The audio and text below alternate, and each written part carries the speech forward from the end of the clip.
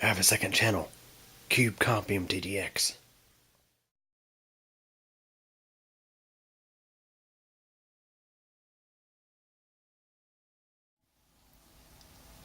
Hey everybody, if you watched the video where I went over this machine and that E-Machines, refurbished E-Machines tower, these two machines are getting upgraded to the Ryzen 3 2200G.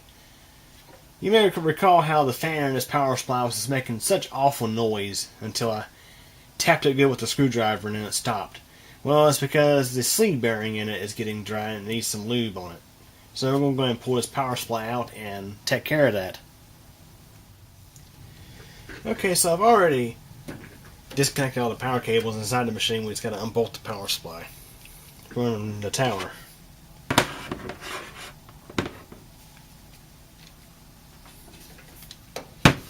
Turn this around where I can get to it a little better.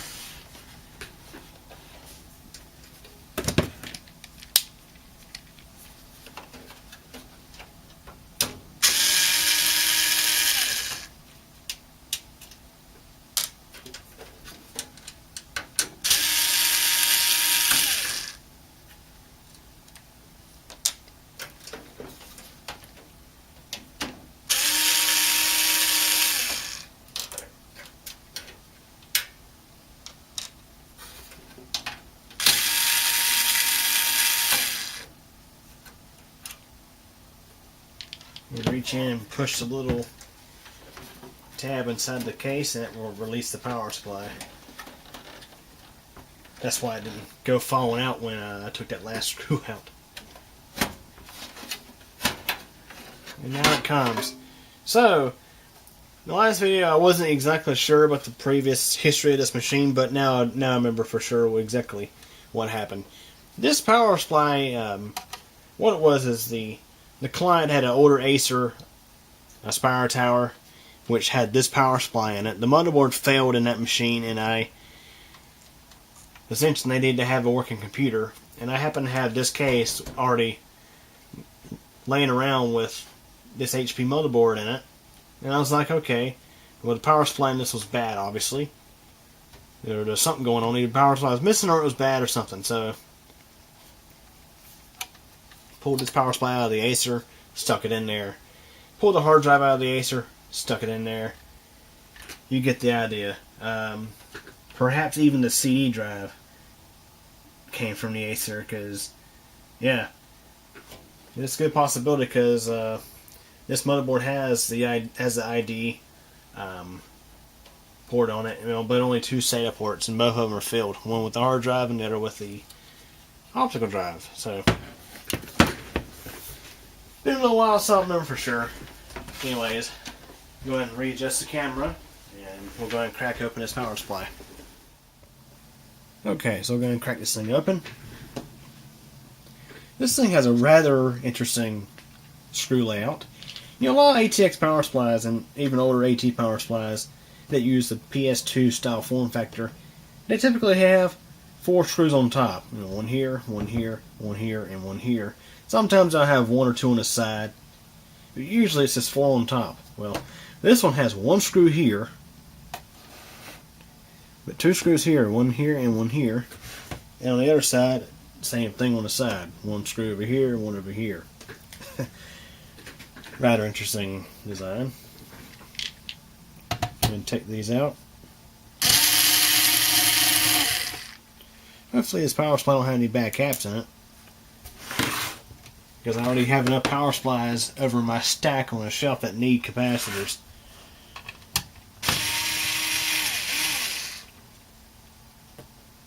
And it's just a matter of finding the time to recap them.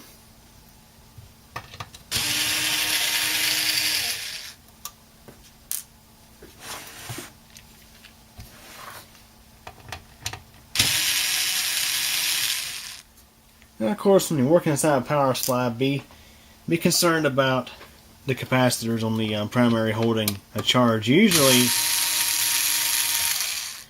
they have bleeder resistors that will drain them down after you unplug the system. But it's good practice to always wait just a little bit before you go in and start working on your power supply. Now you can see this power supply looks a little a little bit gutless, but it's just a 250 watt power supply, so that's nothing to be too surprised about. It looks about right for a 250 watt supply, and despite having caps on capacitors in it, it's okay. I don't see any failing caps. That's definitely good to see. No failing caps, and this thing has been in service since like 2008. So you don't see that every day. Oh, I'll be honest. Okay. Well, they decided to freaking look at this. They decided to glue the X capacitor onto the side of the fan. Oh, that's wonderful. Good job, FSP. Seriously? Yeah, they glued this capacitor onto the side of the fan. So I was going to take the fan out to lube it, but it's like, jeez. And they used some of that glue they always use in assembly to, you get the idea. I am not exactly a fan of that at all, because I have to take that loose, or maybe I won't. Let me see what I can do here. I'm going to try to avoid having to do that, because the fan is holding that in place, and this here has primary voltage on it when it's plugged in. This capacitor is between the hot and neutral of your AC input, and bridging that is a 1 meg ohm resistor. So that way, if you happen to stick your fingers in the socket, it doesn't shock the crap out of you. So what I'm going to do is, I don't really need a flashlight right now anyway. Just go ahead and bolt this fan. See if I can wiggle around, because all I got to do is, I just need to get access to the hub to lube it.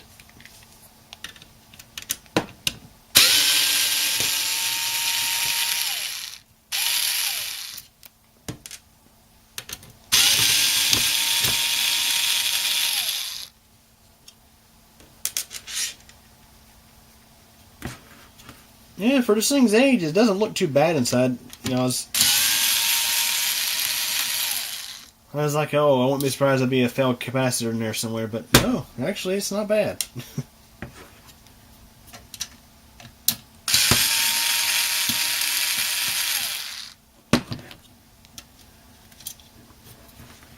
Okay, let's see if we can wiggle this fan around where I can access the hub.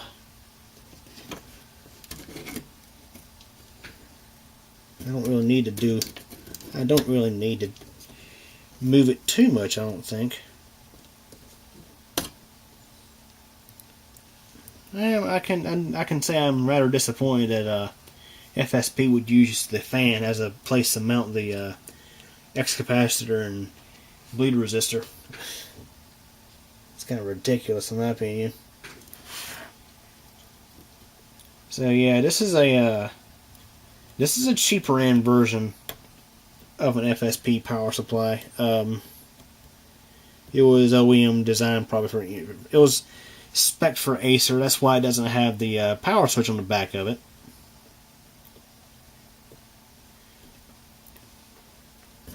I think I had guessed right the brand of fan this thing has. I think I had mentioned in my previous video that it has a I was like, thing probably has a Yates loom fan. Well, it does. Usually they're not too bad, but no fan is perfect, I guess. They all had their failures at one point or another. So I'm definitely going to pursue the lubrication option rather than the replacement option, because yeah, I don't even have the glue that they would use to mount that X cap. I think they probably have some at work, but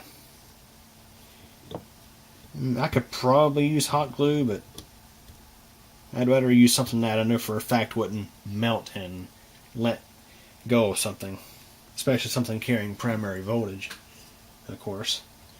Alright, so I'm going to drop in some some oil. I am not the biggest fan of these 3-in-1 oilers.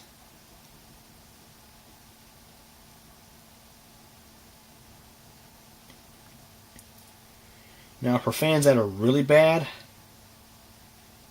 I would actually, in addition to the 3-in-1 oil, I would mix in some grease, or use a heavier weight oil. Perhaps maybe leftover motor oil or something like that would work. Not used motor oil, but what's left in the bottle after you pour it into your engine, more or less. But this one here is not too bad. It's just a little dry.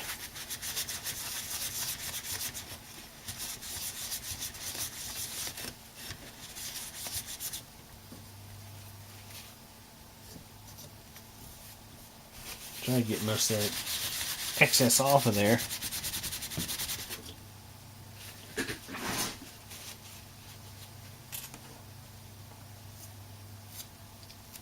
Put the little sticker back on.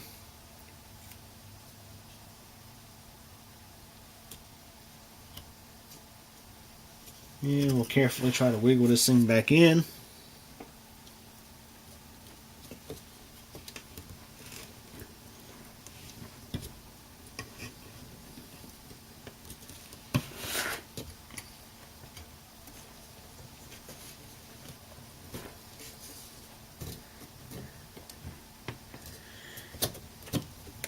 Try not to rub this coil too much. I don't want to end up damaging the varnish on the wiring.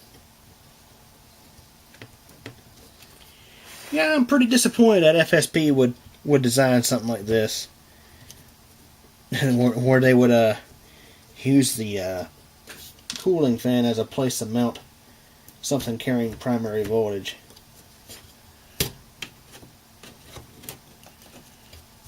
But we were still able to lube up the fan without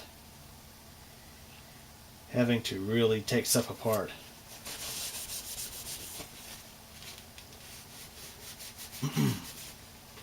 Yeah, that's kind of ridiculous.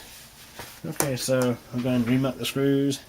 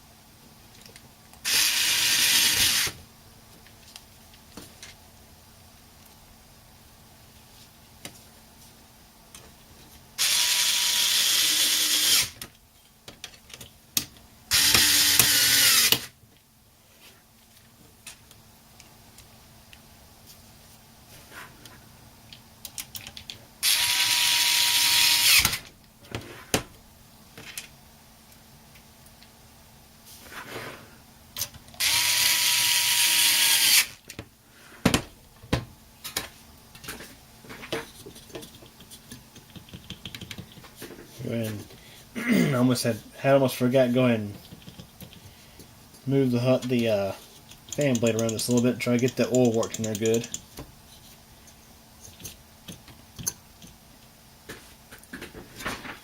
See, that's something with FSP and sparkle power supplies you don't typically see very often is sleeve bearing fans. Usually they have ball bearing fans, but this one was spec'd to be cheaper for Acer.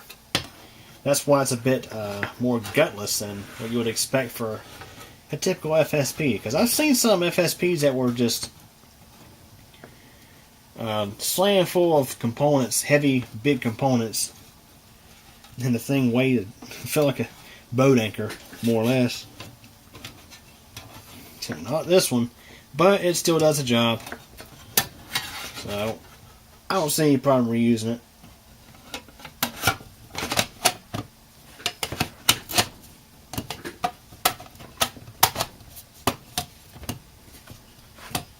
Okay, so I'll go ahead and reattach these screws.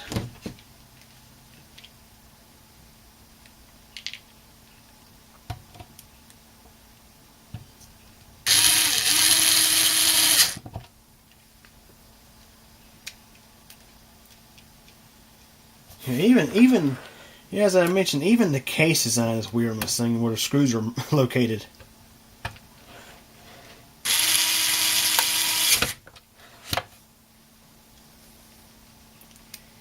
Yeah, the metal was even thinner too. It's like almost like one of those $25 power supplies.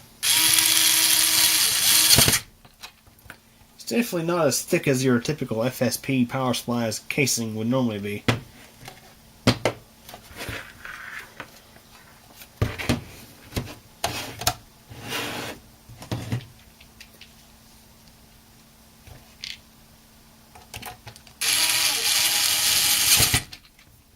Yeah, this thing. It'd be nice if it had like a variable speed like a regular drill does.